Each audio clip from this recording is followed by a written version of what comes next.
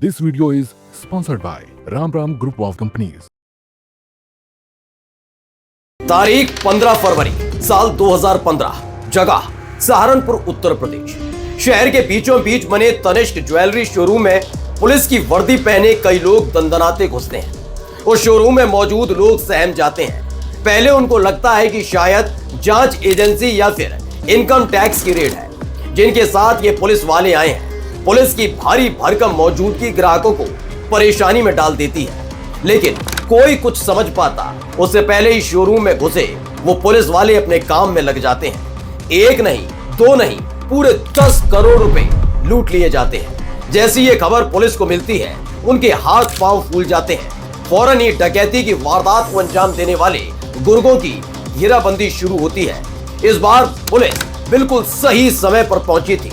डकैती करने वाले पुलिस के घेरे में आ गए थे, लेकिन तभी उस गैंग के सरगना डकैती में लूटे गए पैसों को हवा में उड़ाना शुरू कर देते हैं। दिन दहाड़े पैसों की बरसात होते देख लोगों की भीड़ जमा हो गई। बेतहाशा भीड़ पैसों को लूटने में जुट गई और इस तरह से वो पूरा का पूरा गैंग पुलिस के हाथ से निकल गया।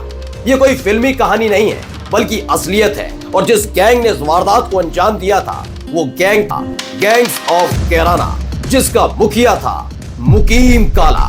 नमस्कार, मैं हूं प्रज्वल गौतम और आप देख रहे हैं टशनबाज।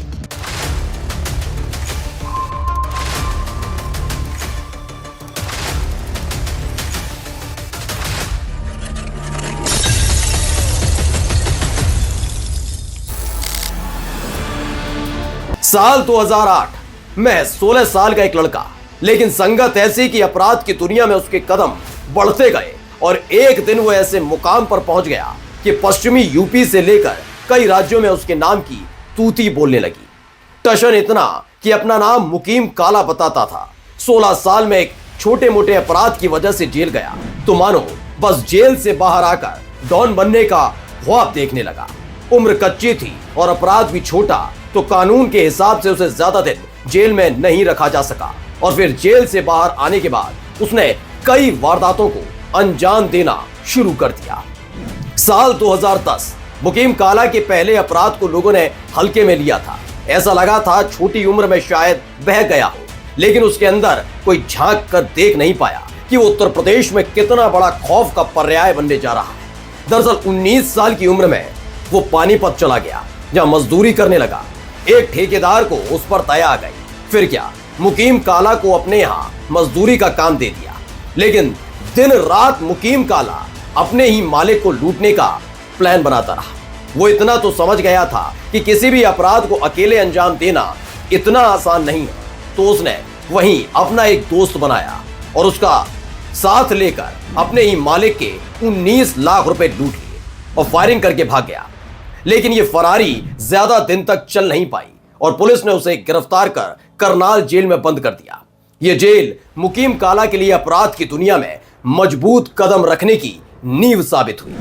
वजह थी करनाल के इस जेल में बंद पश्चिम यूपी का सबसे बड़ा और खूंखार गैंगस्टर मुस्तफा बंद था, जिसकी दहशत उन दिनों पश्चिम यूपी से लेकर उत्तराखंड, हरियाणा, पंजाब तक थी।